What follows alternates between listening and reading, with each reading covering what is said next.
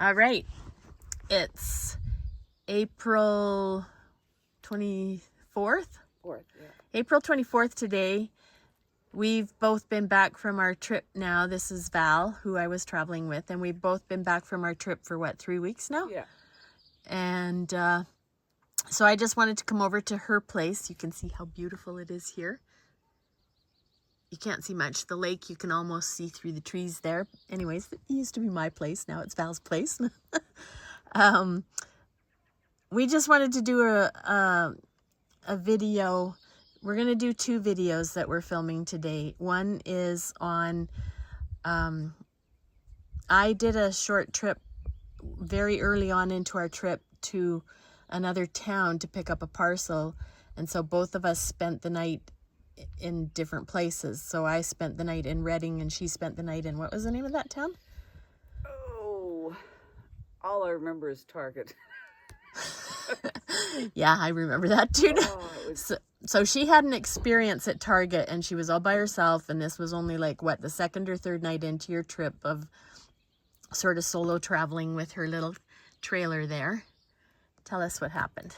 Well, I researched different places that I could sleep at after I had a nice swim that day. That was a beautiful swim in a pool. And parallel parked this with my RAV, so that was pretty cool in busy school season. School's just getting out. I had lots of horns honking at me, but I parallel parked this sucker dog. Holy. Then I had a swim, met some wonderful people, and then I decided where I was going to sleep that night. So I'm in the car, and there's a Target right off the highway, maybe 7 kilometers from where I was. And so that wasn't too bad. And I pulled over into Target, asked if I could sleep there. And they said there was security all night long and I should be good to go. Just park anywhere in the parking lot. So I parked in a space, had my supper in the front of the car, and looked around just to scope the place out and make sure there wasn't any vagrants. So at this point, first, were you feeling nervous or anything, or you were feeling pretty good? No, I was feeling pretty good. There was a police car. He went and drove around the parking lot. So I thought, this is great. So after dinner, I think it was about 8:30, I went into bed and closed the doors and locked the doors. And I was just heading off to sleep, and I hear these people outside the trailer. And they're talking about Northern Trailer and, oh, isn't this cool? And then they tried a door right beside me. They tried this door right here. So then I heard them walk around the back, and they're still talking about how cool this trailer is. And they tried the back door. And by this time, I was getting quite alarmed. And then they tried the third door over there. Which is just like that one on the other side. Thankfully, it was also locked. Yeah. And then they kicked it. Oh, I was really upset. I screamed like a little girl, and there was some words that came out of my mouth I'm not proud of. And these kids, I could then say they were kids. They're like, oh, sorry, and they took off. Well, you can't scramble out of this. You're like a beached whale because you can't stand up to dress or anything. So I got dressed. I went outside, and by this time it was probably about 4 or 5 minutes had passed. And like, you just can't do anything fast in there. Like, what am I going to do at 65, right? Yeah. These guys are trying to break into my trailer. They had long gone. I heard them say, oh, sorry. And then I heard them take off. Yeah. So I get out, and there's this guy waiting for a ride. He goes, you know what, lady? You were much better at getting rid of those guys than the police who were in the parking lot at the time. And I thought, man. Holy cow. But No kidding. I was pretty shaken. No kidding. I know you texted me after, and I was sitting in the front of my car, and I was frozen in fear, but also shaking, so I couldn't drive. And I did call the police. I waited probably an hour there for the police. And it was like, they're never going to come. And it's 11 o'clock at night now. So I packed up, drove over to an RV parking lot, and that's where I slept overnight. Okay, so we've talked about this and we've thought, what could you have done different? Because I've never had an experience like that, but I'm also in a more enclosed vehicle and I'm a little more, I don't know, stealthy, and it's a minivan, for heaven's sakes. Who wants to break into a minivan? So, Right. So, given that this has now happened, I'm sure you've thought about it a lot. What kind of things do you think you would do differently? Well, if I had the app up, I've got 2 apps downloaded. As you recall, we tried to search for loud sounds that would scare them away. So I have a siren and a couple other sounds, and then I downloaded a dog barking, but it was like, ruff, ruff, ruff. Yeah, really Like, scary. That's not going to scare him away, right? Yeah. So the biggest thing I could say is putting your alarm on the car, but then people don't really pay attention to that alarm. Other people around, observers. It might scare off the intruder, though. That's what I was gonna say, because that's sort of my sort of thing. Main thing is I would set my car alarm off if somebody was trying to get in, because nobody might notice it, but they might glance over. Right. And also it might scare the person off. Right. And so I tried to set my alarm off from inside there. My batteries were low in my keychain. Oh, so it wouldn't do it? I replaced the batteries, and we went on. Like it was too far away from your car to actually make it work. Right. Well, it's inside and it's insulated, right, and it's protected from that. So anyway, this forgot what I was going to say. I'm old. That happens, right? About the to me too. Yeah. About the fob. Oh, the key fob. Yes, I replaced the battery and then it worked fine. Never had to use it again, but at least I knew that I could. Yeah. But really, when you have a voice, use your voice, and you never know. Like, I never knew what would happen in a total emergency. But in that total emergency, I screamed like a little girl. It sounded something like this. And you can imagine these teenagers. Yeah. And the guy who was observing it, he said they're skinny little teenagers, and off they went. Right? You can imagine these teenagers, what they felt if there was a little kid inside there. It actually did sound like a 12-year-old, is what I was thinking. But like, it is a cool trailer, and you're gonna have people who want to check it out. Are curious about it, yeah. Right, but kick the door in? No, I don't think so. So these are steel doors. I went to the manufacturer and I said, and what exactly are these doors made out of? Oh, they're steel doors. Well, that's why they weren't able to kick it in. That's good. There was a little bit of damage, though, wasn't there? I think it was me not knowing how to use the key properly.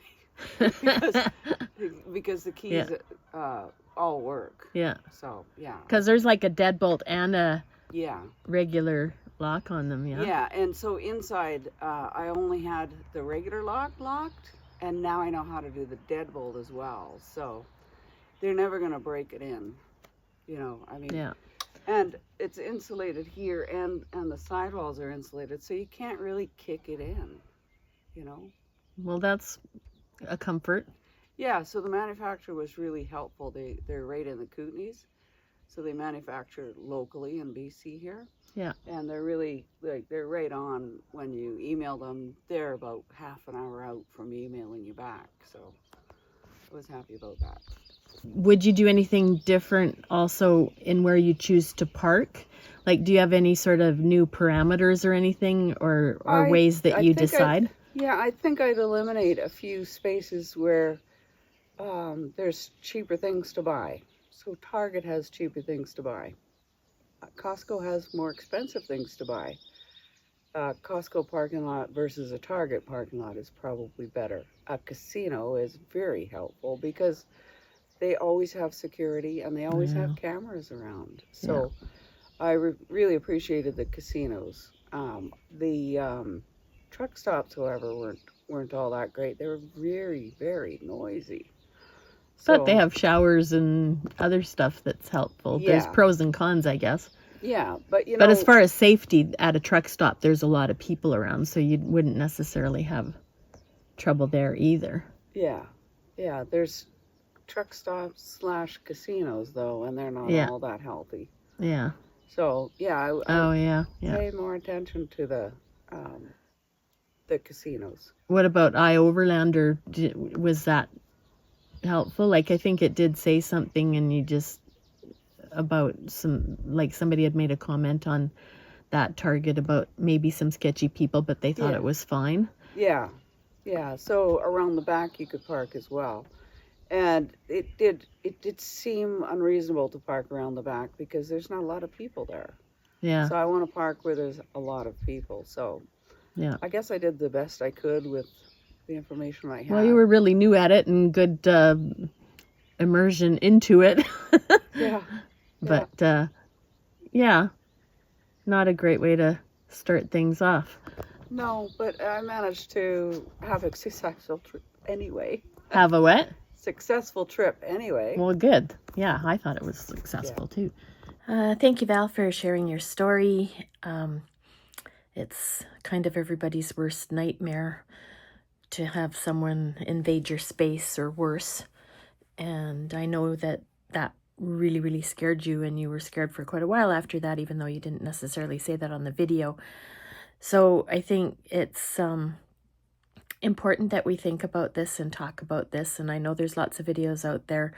I hadn't thought of doing a video on our personal safety before, but I decided that I wanted to do it just because of what happened to Val, and because it is something we all think about, and maybe something I say will be something you hadn't heard before, or something Val has said, or just in the comments. Maybe we can learn something from commenting or hearing from other people's comments. So feel free to comment on this video, your ideas or stories or whatever.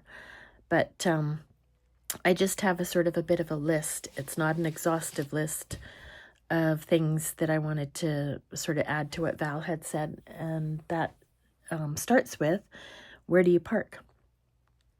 I always try to find a place to park where people are nearby, but maybe not necessarily. This is when I'm out on BLM land or in the forest, where people are nearby, but not that close. Like, I don't want people in my space. I don't want them seeing me. I want to feel my privacy, but it's nice to have people nearby. And by people nearby, I don't mean just one other vehicle, because that kind of freaks me out too if it's just one. But if it's more than one, at least one of them is probably safe and would step up if one or the other of us was in trouble. In parking lots, I actually do try to choose when there's more than one van, or somebody looks like they're staying overnight there too, because I don't want to get a knock. I've never had a knock on my window from security or anybody else saying I had to leave.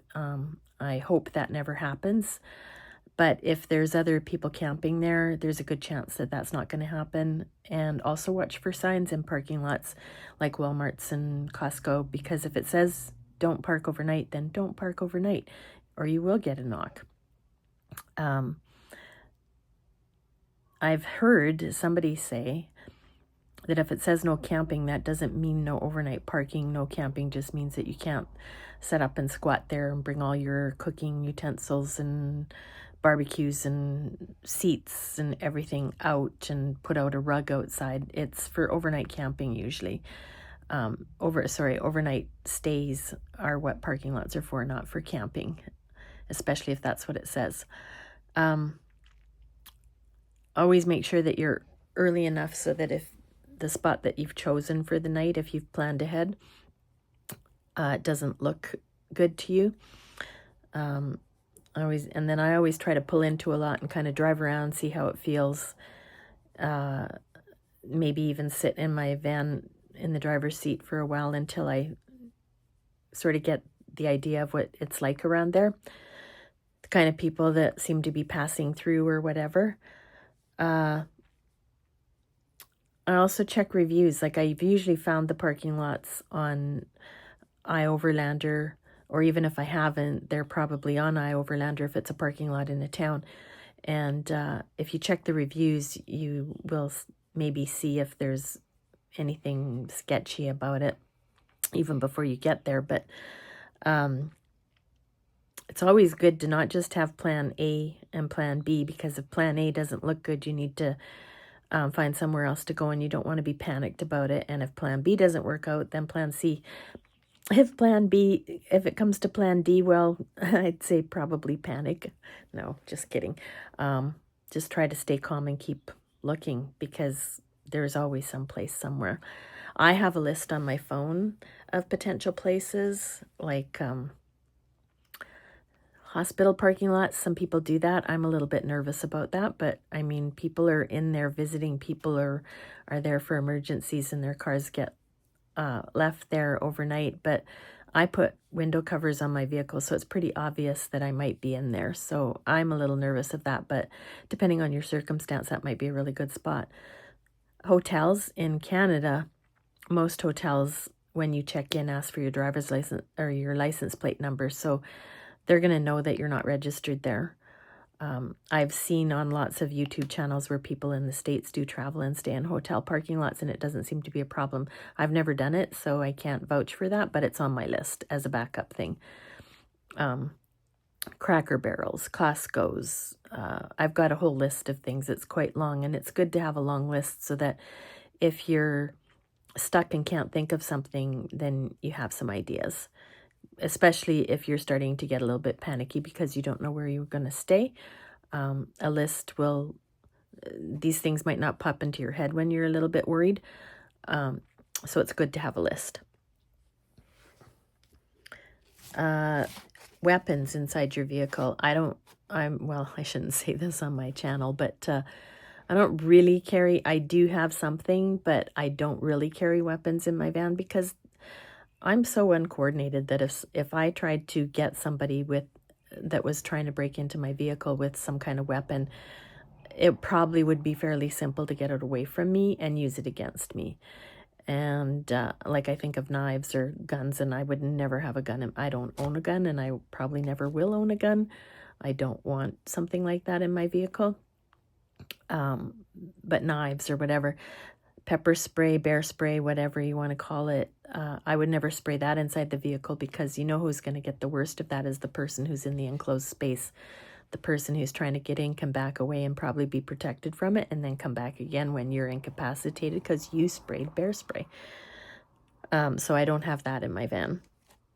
I always keep my vehicle locked once I close up for the night, all the doors. And this isn't just to keep people out. Even when you're out in the forest, bears are pretty savvy. I did have a bear try to get into my van once, but the doors were locked, and I actually slept through it. I sleep quite heavy, and I slept through it, but I saw the marks on the door in the morning. And where I was staying, there was some video of bears going around to other vehicles in the same area, in the same parking lot.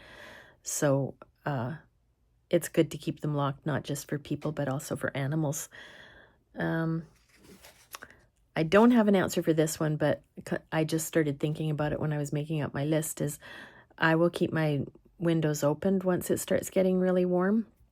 Well, you're not supposed to have your food where bears can smell it, and if your windows are open and your food's inside your vehicle, well, I'm not taking all my kitchen stuff and putting it outside, so I'm not sure what the answer is for that one, but maybe somebody has some ideas about how to deal with that. I guess I could put everything in enclosed plastic containers, and most of my food that's in there, if it's perishable, it's in the fridge, and if it's not, it's probably in cans. The only thing that I probably carry loose are things like potatoes, which I could put in the fridge, or bread, so which also could go in the fridge. So I guess that actually answers my question. But like I said, I'm open to suggestions, comments. It's good to share information, so please feel free to put comments in the comment section. Again, thank you to Val for sharing her scary story. And I guess we'll see you again hopefully next week. Thanks for watching.